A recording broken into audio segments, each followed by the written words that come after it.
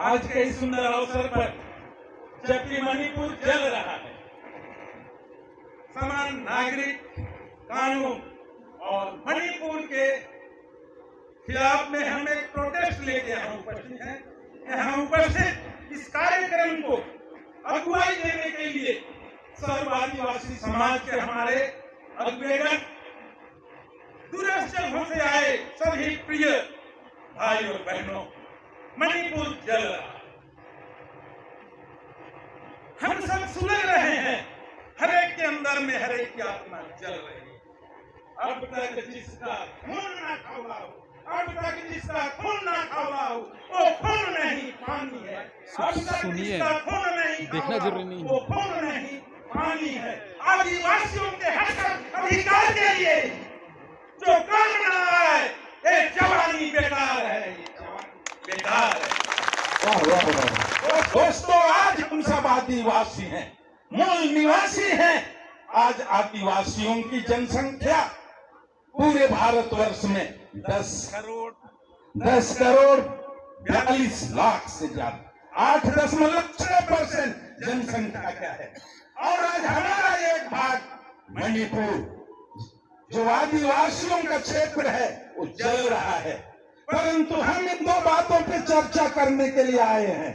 UCC uniform civil code, समान नागरिकता कानून, आज तक हम सबको हर एक को अपनी रूढ़िवादी परंपरा, रीति विधि, संस्कृति को मानने का अधिकार, और हर एक समाज के लिए अलग पर्सनल कोड है। Hindu marriage act, Hindu bill code, Muslim उनका शरीयत कानून, हमारे लिए क्रिश्चियन जो कोड है उनके लिए कोड है। परंतु आज चाहते हैं कि सबको नष्ट करके एक कर दिया जाए, एक कानून बना दिया जाए। इनका मतलब क्या है? सबको एक जुए में जोत दो।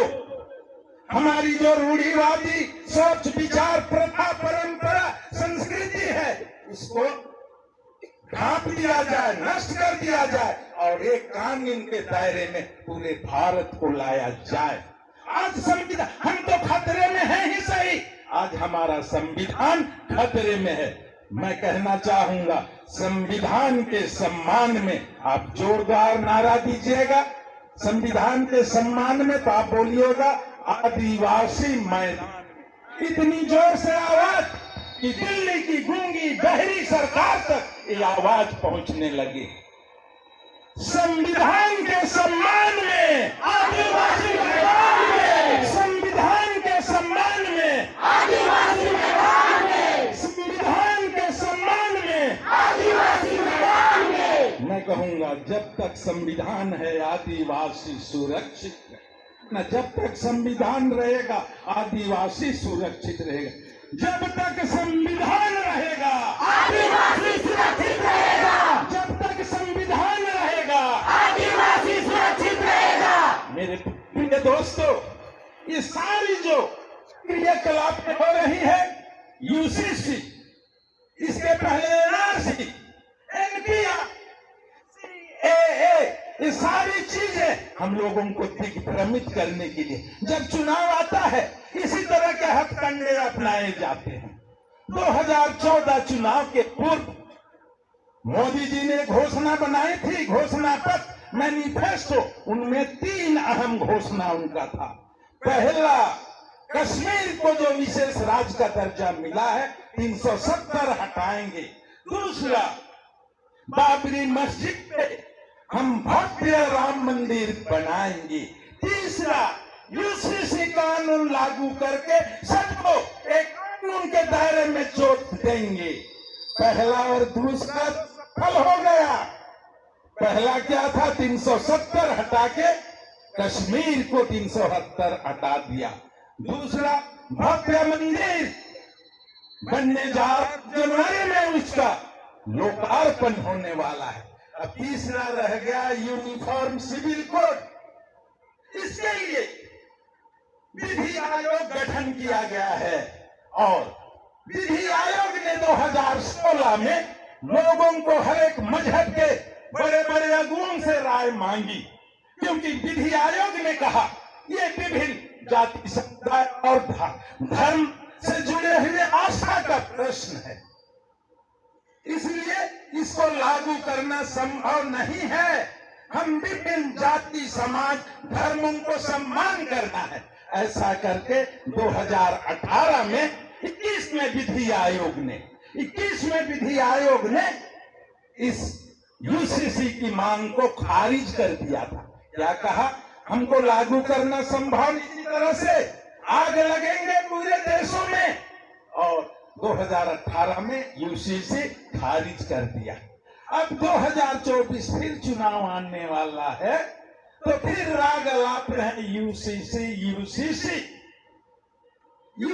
सिर्फ हम आदिवासियों के लिए ही नहीं, उनके लिए, हर एक मजहब के लिए, हर एक कौम के लिए एक खतरा है।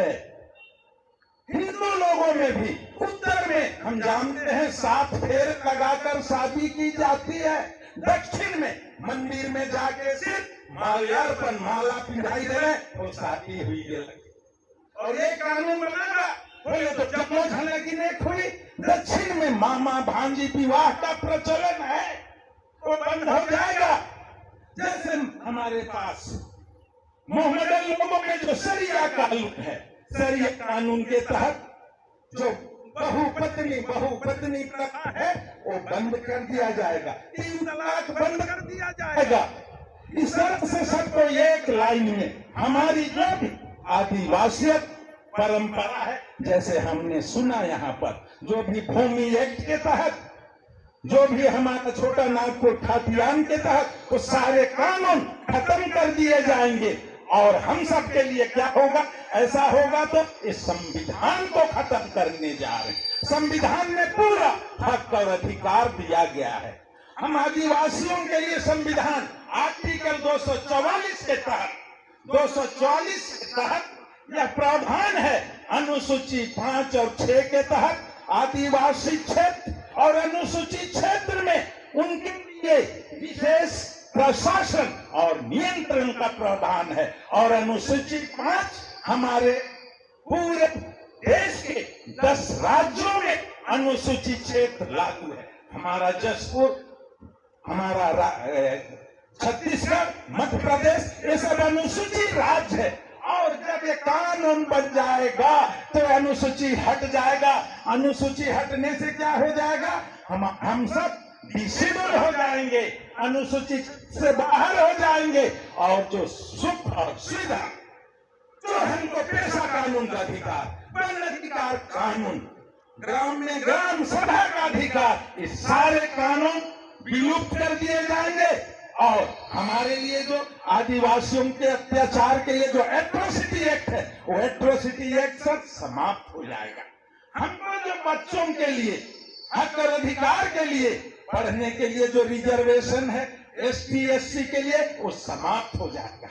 फिर अनुसूचित जनजाति विभाग, पूरा ट्राइबल विभाग ही समाप्त कर दिया जाएगा। और हमारे लिए जो अभी हमने पढ़ा, हर एक को, प्रत्येक नागरिक को सामाजिक, आर्थिक, राजनीतिक न्याय, विचार, अभिव्यक्ति, उपासना, धर्म की स्वतंत्रता है, ये सब समाप्त हो जाएगा। और जहां कहीं हमारे गिरजाघर, मस्जिद बने हुए हैं, वो तोड़ दिए जाएंगे। इसलिए हमको अभी जागना है। और चुनाव आने के पहले सारी कोशिशें की जा रही है, ये कोशिशें की जा रही है कि ऐसा करके उनको गुमराह करके। वस्तुतः अभी क्या है, हमारे यहाँ महंगाई, टमाटर 150 रुपये से ऊपर, पेट्रोल डीजल 100 से ऊपर, महंगाई की मार है। ऊपर से महंगाई की मार से नहीं बचा पाने के कारण महंगाई, बेरोजगारी और क्षेत्र में जिस तरह से अत्याचार और अहिंसा फैलाए जा रहे हैं, तो उन सब से नजर हटाने के लिए, हमारे मनों को भटकाने के लिए चुनाव के पूर्व यूसीसी, तुम इसी में सी करते रहो, अब चुनाव आ जाएगा।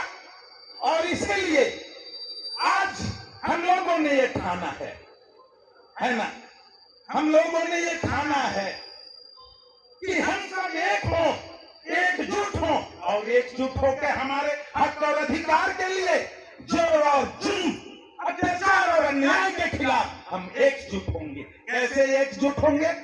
आज तो मणिपुर वालों को अलग से मार रहा है। आज किसी हमारे आदिवासी के ऊपर सीधी में पेशाब कर रहा है, मुंह पर पेशाब कर रहा है, दंदना के ऐसा मार रहा है। ऐसा कुत्ता भी इंसान के ऊपर नहीं करता। ये इतनी दरिंदगी आज इनके राज्य में ये हो रहा है और इसीलिए हम सब इसका पुरजो 2020 में यूपी के हाथरस में हमारी एक महिला बच्ची, हमारी दलित बच्ची, वाल्मीकि बच्ची के ऊपर ऐसे ही सामूहिक बलात्कार करके उसको जला दिया गया और फिर हम आवाज भी उठा पाए। हम आवाज उठाते हैं लेकिन होता क्या है? हम ही मारे जाएंगे, हमारे ऊपर ही लाठें लगेंगी, पड़ेंगी और हमारी बहू बेटियों के ऊपर ही अत्याचार, अन्याय और बलात्कार की जाएगी। क्यों? क्योंकि हम अपनी आवाज वहां तक नहीं पहुंचा पाए। क्यों नहीं पहुंचा पा रहे? क्योंकि हम सब एक नहीं हैं। आज हम मजहब के नाम पे, धर्म के नाम पे हम बट जाते हैं। एजिकर टू मोर गुड, है ना? हम उनमें हम बट गए। आज विभिन्न तरह के हमारे सर्व आदिवासी समाज के भी हम देखते हैं प्रदेश में 2 गुट, भरत सिंह गुट, एक माननीय सांसद महोदय गुजरून का गुट। हमको एक छतरी के तले आना पड़ेगा। जब आदमी को कोई मारता है भागने लगता है, बैल को जो मारता है बैल भागने लगता है, कुत्ते को एक पत्थर फेंको तो कुत्ता काई काई करते हुए भागने लगता है। परंतु यदि आप मधु के छत्ते के ऊपर थोड़ा एक छोटा सा कंकड़ भी मार के तो देखो, वो टूट पड़ेगा, पूरी बिरादरी से टूट पड़ेंगे उन लोग और काट के हम सबको मिटा देंगे। आज हमको इसी अवसर का और इसी अवसर की तलाश है। आज मधुमक्खी के समान हमको एक होना है। यदि हमका परिणाम शहद की तरह मीठा चाहिए तो आज हमको मधुमक्खी की तरह एकजुट में होना है। जब तक एकजुट नहीं होंगे ये लड़ाते रहेंगे। इसलिए आज हमको आवश्यकता है। क्या बात की है? उठो मसीहा बन के करो वक्त का इलाज, उठो मसीहा बन के करो वक्त का इलाज। कब तक मसीहा वक्त का ढूंढा करोगे यार? कब तक हम सोचेंगे बाबा साहब आएंगे, हमको फुले साहब आएंगे और हमारा मार्गदर्शन करेंगे? हमको उठना पड़ेगा, अपना कमर बांधना पड़ेगा। उठा, अपन अपन डारा के बांधा, घुसा और उठा और लगे चला। है बहुत अंधियारा, है बहुत अंधियारा, अब तो सूरज निकलना चाहिए। रही घुटघुटूहा आपको मेरी अर्घ ना मनो, है बहुत अंधियारा, अब तो सूरज निकलना चाहिए। जैसे ही हो मेरे दोस्तों, ये मौसम को बदलना होगा, बदलना होगा, बदलना होगा। आज हमको एकजुट होने की आवश्यकता है। आज केंद्र सरकार इतनी गूंगी और बहिर हो गई है। आज वो संविधान को बदलने की कोशिश कर रही है। आज हमारा देश कैसे चलता? संविधान के अनुरूप चलता है और उनकी कोशिश है संविधान मिटा दिया जाए। उनको अफसोस है, उन्होंने तो बाबा साहब को टिकट भी नहीं दिया था बॉम्बे से, परंतु धन्य है हमारे मोहम्मदन भाई लोग, कलकत्ता बुला के कलकत्ता से उसको जिता के उनको भेजा था। और जब संविधान बनने लगा, संविधान सभा की गठन की गई, तो संविधान सभा के जितने मेंबरान थे उन मेंबरान में इनको संविधान बनाने के लिए संविधान सभा का अध्यक्ष नियुक्त किया गया। और वो संविधान जो हमारे नागरिक इनको जान है, वो संविधान को बनाने में 2 साल 11 महीने 18 दिन 2 साल 11 महीने 18 दिन लग गए उस संविधान को बनाने के लिए। और उस संविधान को लिखने के लिए मैं बताता हूँ, उस समय ऐसा निब पेन नहीं था, उस समय होल्डार वाला निब था। उस समय 303 नंबर का निब, 303 नंबर का निब, 254 होल्डार और 432 निक खिस गए। 432 निक 254 होल डाल 303। तब ये हमारा संविधान बना और आज उसी संविधान को मिटाने की, नष्ट नाबूद करने की कोशिश की जाए। उनकी मंशा क्या है? आज संविधान में हमको हक अधिकार है, आज हम पढ़ लिख के बोलने का अधिकार है। हमारे अनुच्छेद 19 के तहत हमको अपनी बातों को रखने का, स्वतंत्रता पूर्वक अपनी बातों को रखने का अधिकार है हमारा अनुच्छेद 19 के तहत। उसी को बंद करने जा रहे हैं, सब संविधान को नष्ट करने जा रहे हैं। यदि संविधान नष्ट हो जाएगा तो फिर कैसे राज चलेगा? जैसे पूर्व में चलता था। मनुस्मृति वो उनकी विधि विधान थी जिसको अंग्रेजों ने आके बंद किया। उसके अनुसार क्या था? मनुस्मृति के अधिकार तक हम छोटे लोगों को पढ़ने का अधिकार नहीं था, बैठने का अधिकार नहीं था, खड़े रहने का, तुम खड़े रहो, बेगारी बैठ करो। परंतु अंग्रेजों ने आकर 1773 में उन्होंने रूलिंग रेगुलेटिंग एक्ट बनाया और उसके तहत उस समय न्याय में भी छोटे को देखकर सजा दी जाती थी, बड़े को नहीं दी जाती। उन्होंने रेगुलेटिंग एक्ट बनाया और उस एक्ट के तहत 1775 में पहली बार एक सामंत कलकत्ता का को फांसी की सजा दी गई। पहले क्या करती थी हमारी बहनों को? बेटी जन्माने का अधिकार नहीं था।